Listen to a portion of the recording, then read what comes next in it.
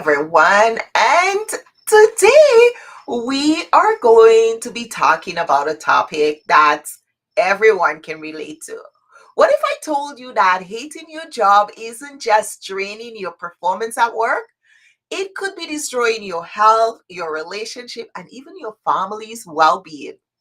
Today, we're talking about the untold cost of hating your job and why happiness at work is not just a nice to have, but a resilient imperative.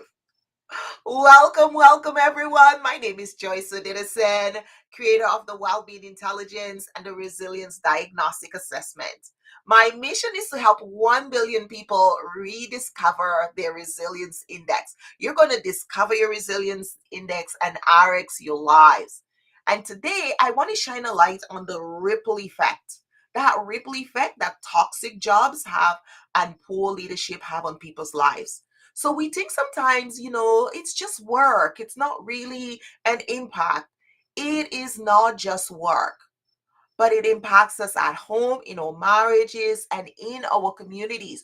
So if you belong to a community club or you belong to a church community, actually having a toxic job can impact your ability to serve and show up in your community in a meaningful way. And this is what I want us to talk about today. So if you're joining, if you're on LinkedIn or YouTube or Facebook, say hi and of course share your thoughts and let me know how this resonates with you. And if you're looking at this after and you're just looking at the replay, also please leave your comments because I respond to every comment because the comments are so important.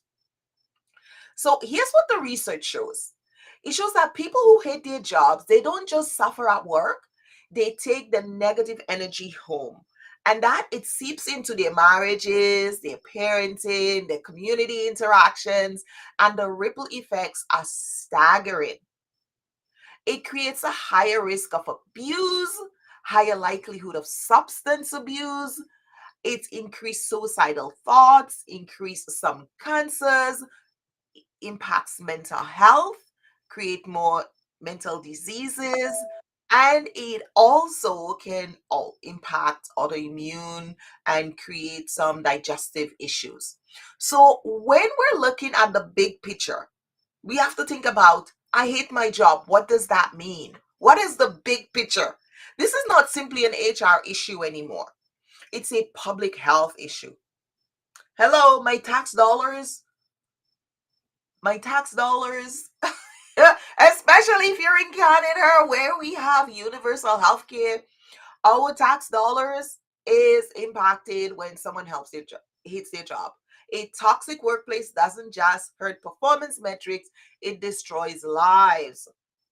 And so when we look at resilience, when we go into the resilience diagnostic, we want to help you to see how all these little things add up to why you're feeling a little bit burnt out, why you're feeling a bit low energy, why things aren't happening the way you thought they would be, or why you're just not feeling good, and why you're struggling with these diseases.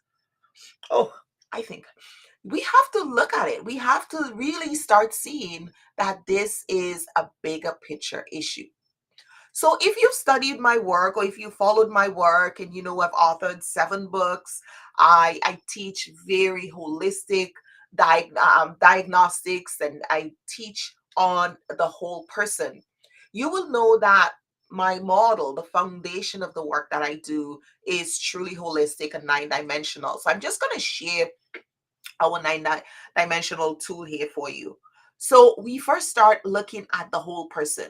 There is a spiritual aspect to that person. There is a social, there is an emotional, there is an occupational, intellectual, environmental, financial, physical, and there is the interpersonal. So we look at that whole 9 dimensional wellness and well being. The other thing that we've done is we've broken up into 12 competencies. So every month we focus on one competency and we teach one competency because we're not going to burn out ourselves to get well. and to be resilient. We need to pace ourselves, but we need to have a consistent method that builds ROI, but also heightens engagement and creates opportunity for employees to feel that they have something in the organization that resonates with them, something in the organization that's truly theirs, something in the organization they can take home that can be part of their work, part of their life, that can also help them to change and become the best self they can. Because work is not just we it's for too long we've seen work as, oh, I just go to work. Work affects your life. Work is not just I go to work anymore. Work affects your life. And when work affects your life, you need to find out, how can I make work more foundational for me? So I'm just going to type in the chat here and ask you this question. How do you see your work? How do you see your work? Is it part of, do you see it as impacting your life? Like, do you believe that work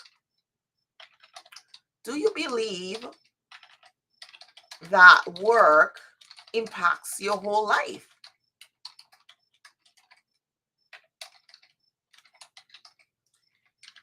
We need to start seeing the bigger picture, because otherwise we're chasing the same little things. We're always chasing our tails.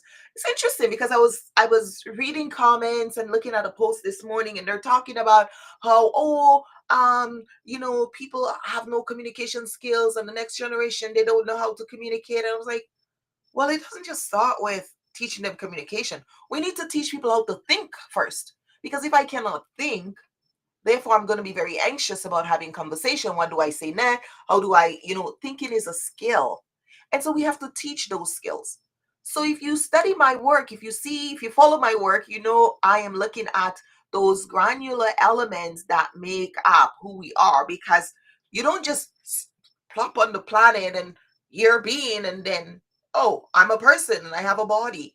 There are little parts of your body that if we take it away, your body doesn't function anymore. For instance, your heart and your brain.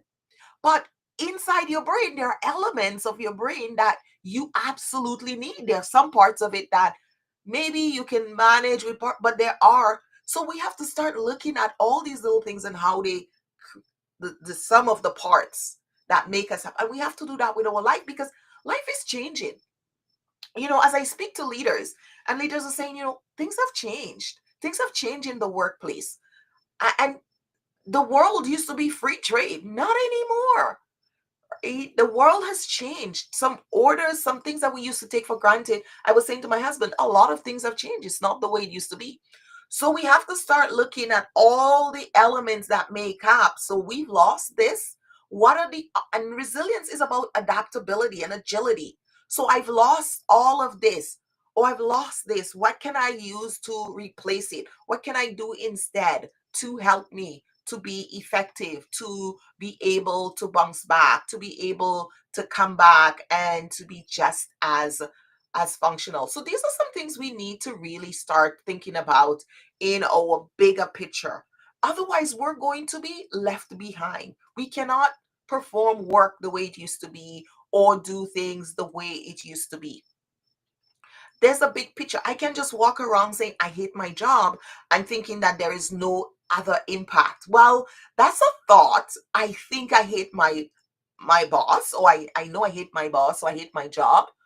Well, the reality is that has a bigger impact, because our thoughts will trigger certain emotions, and certain emotions will either raise or lower our cortisol level. And when we increase our cortisol level, it impacts our whole being, right? It creates that fight mode or flight mode. And then if we're not actively burning that out, it can overtax our system, cause heart problems, cause different. So we're a system. We're not just, I am mad, oh, I don't like this. So as a leader, if you're looking at your team and you're seeing they're disengaged, you need to be asking a different question.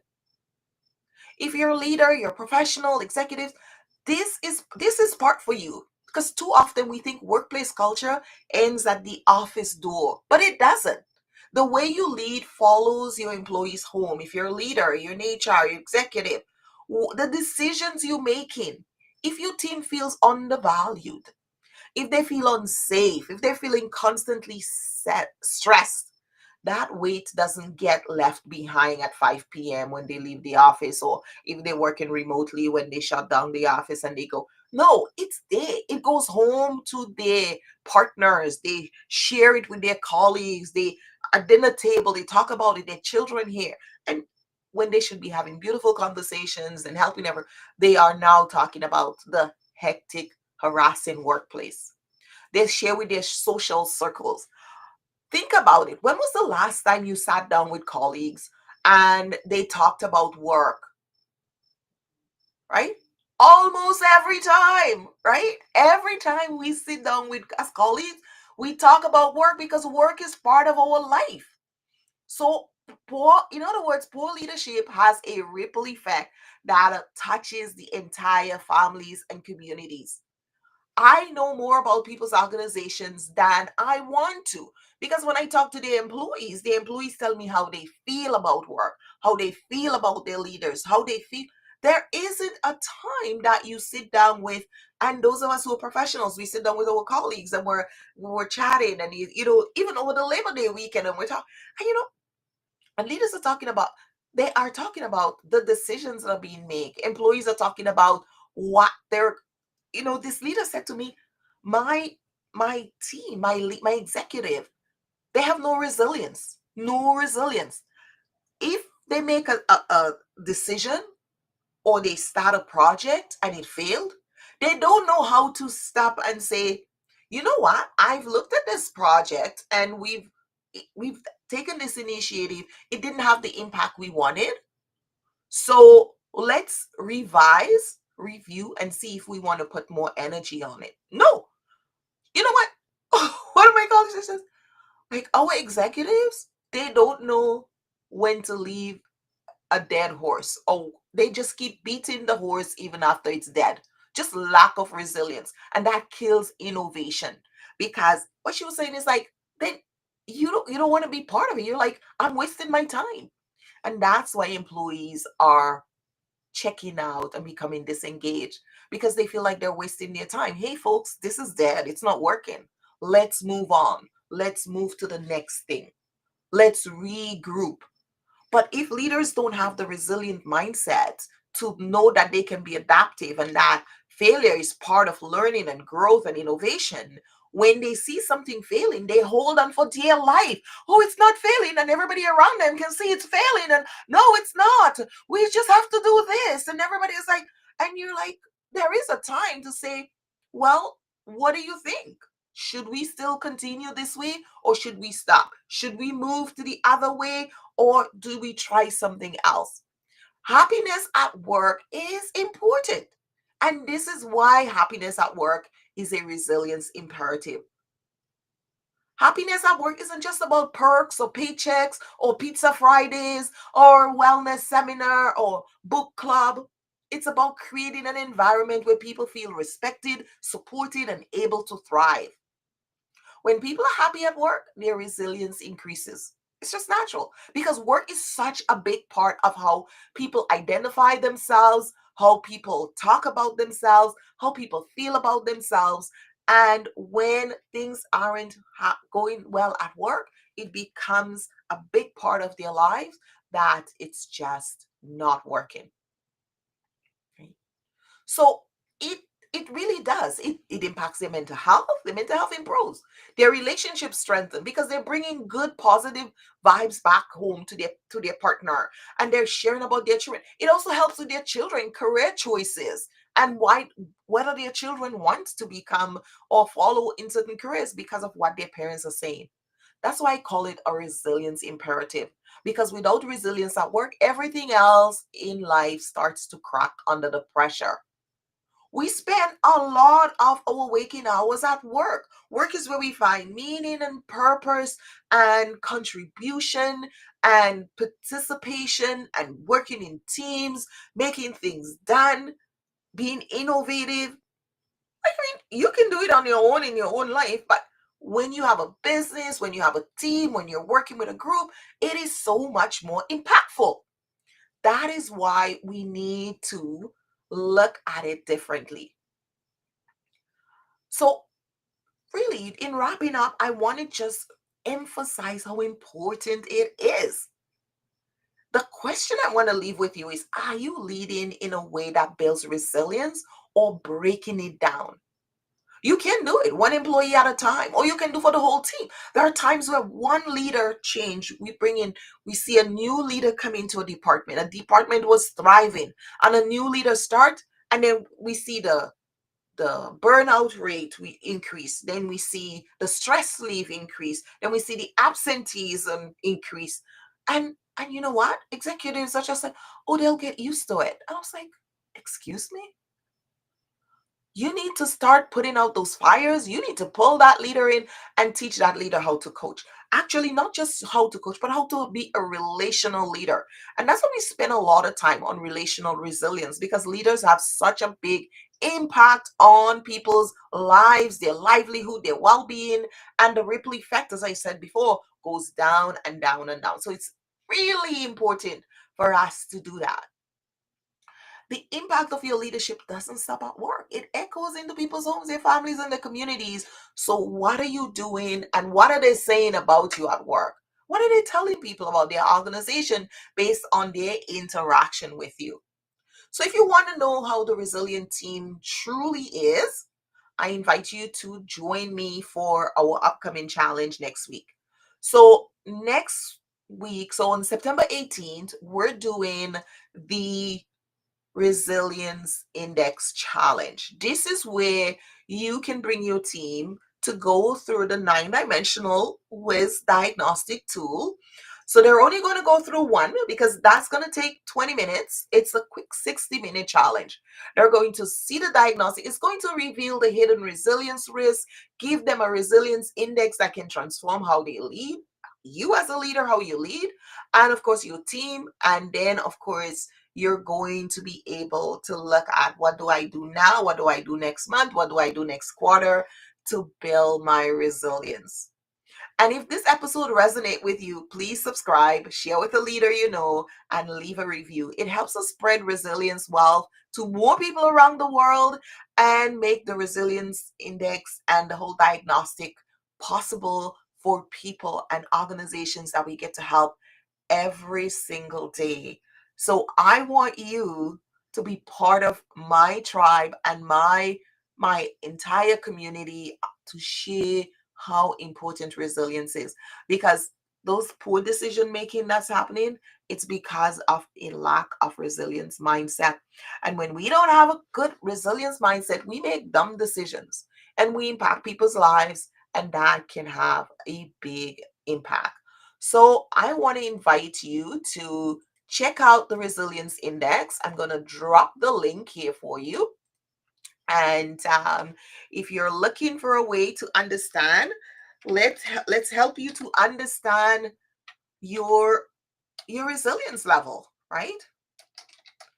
If you can understand how resilient you are and you can look at your resilience index, you you're on the path to making good decision. So go ahead and click the link, sign up for the Resilience Index Challenge. Join the challenge here.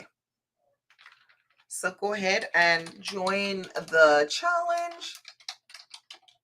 It's a 60-minute challenge, and you will be able to get your resilience index, understand how resilient you are, and be able to pivot, take those steps to build your resilience in all areas of your life.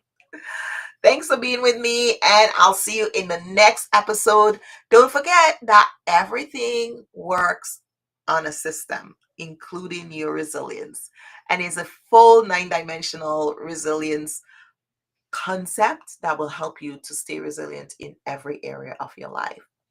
I will see you next week. Joyce Adedosin here at the Resilience Catalyst Show, and I'll talk to you next time. Send your comments, and we will answer them.